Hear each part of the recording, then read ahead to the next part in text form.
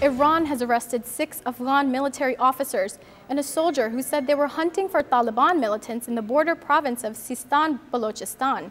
Border police arrested the 7 Afghan military personnel 50 meters inside Iranian territory. Prime Minister Saeed Youssef Raza Gilani will address the nation over television and radio tomorrow.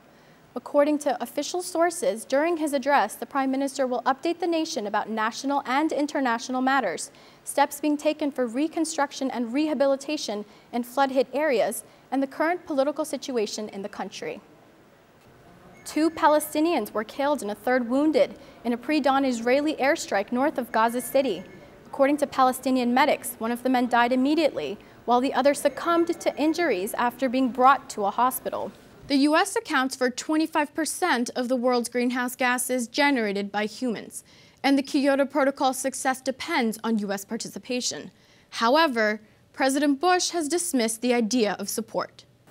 Kenya's future remains uncertain even after all of the international pressure. The opposition party threatens mass protests because of a lack of progress in striking a deal. And for Kenyans, this means waiting for a return of more stable days.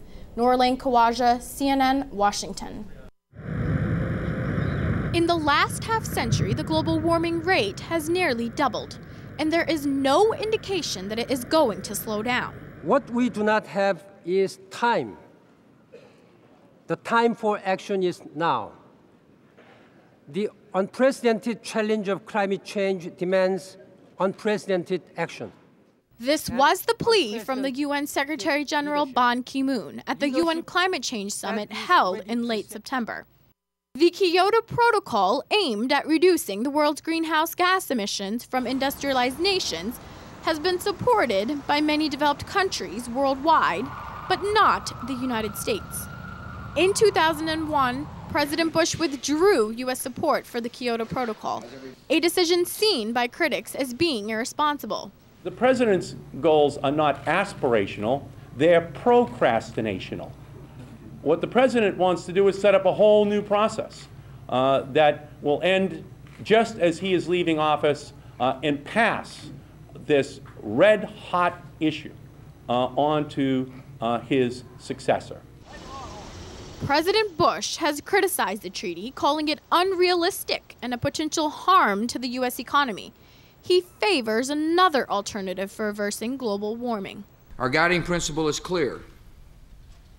We must lead the world to produce fewer greenhouse gas emissions, and we must do it in a way that does not undermine economic growth or prevent nations from delivering greater prosperity for their people. As the leading contributor to global warming, the United States still has not ratified the treaty, 10 years after the United Nations first adopted it, a point noted by Democrats. The weakness of his proposal leads us to question whether he fully understands the urgency of global warming, because it is not matched by the seriousness of his suggestions.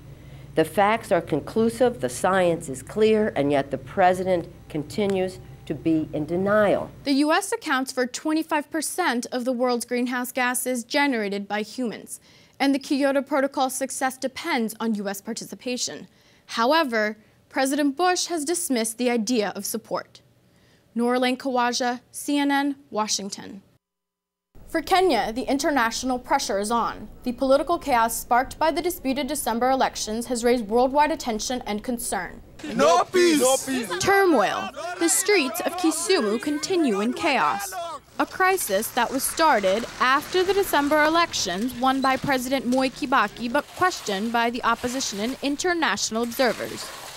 January had seen sign of hope from the bitter rivals. Today, you have taken the first vital steps in resolving the electoral dispute and conflict that has ravaged this country. I will personally lead our country in promoting unity, tolerance, peace, and harmony among our Kenyans.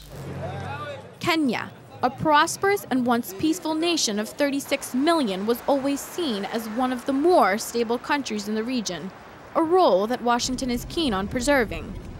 Secretary of State Condoleezza Rice voiced concern during her trip to Nairobi. This is a crisis that needs to end, and needs to end soon. Former UN Secretary General Kofi Annan is also involved.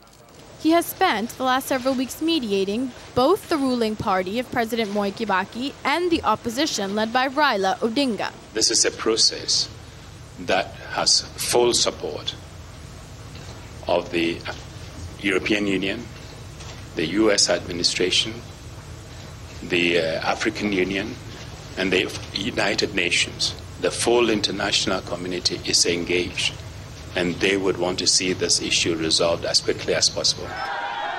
Violence and riots have engulfed Kenya in bloodshed. Ethnic clashes have pitted the Kikuyu tribe supporters of Kibaki against the Luo tribe supporters of Odinga. More than 1,000 people have died in the conflict. The United States supports a political compromise that will hopefully calm the tension. It can't be that there is simply the illusion of power sharing. It has to be real. And by the way, sharing in the responsibility also means putting aside forever, for good, all means of violence. Support from the international community is crucial to maintain one of the few success stories in the African continent. But Kenya's future remains uncertain even after all of the international pressure. The opposition party threatens mass protests because of a lack of progress in striking a deal. And for Kenyans, this means waiting for a return of more stable days. Noorulain Khawaja, CNN, Washington. So can U.S. President Obama recapture the youth vote in the 2012 election? Noorulain, historically the youth vote doesn't make that big a difference for Republicans, but historically for Obama, that was one of the forces that catapulted him to the White House. How does this play out in 2012? I think what you need to look at is the Occupy Wall Street movement and really see that the youth are completely dissatisfied with what President Obama has done. They've given him a fair chance. They elected him on, this hope and change and yes we can, and they have not seen anything. Unemployment, yes, it went down slightly last week, but still all of these young voters between the ages of 18 and 25, they don't have jobs. And frankly speaking, they want to see something different. Now, whether or not they're going to go ahead and stand behind President Obama again, it all depends on the way that he rallies up the support. Because when you look at President Obama and you compare him to one of the other Republican nominees, they might actually be more attractive because they might feel like that they're capable of doing something that President Obama isn't.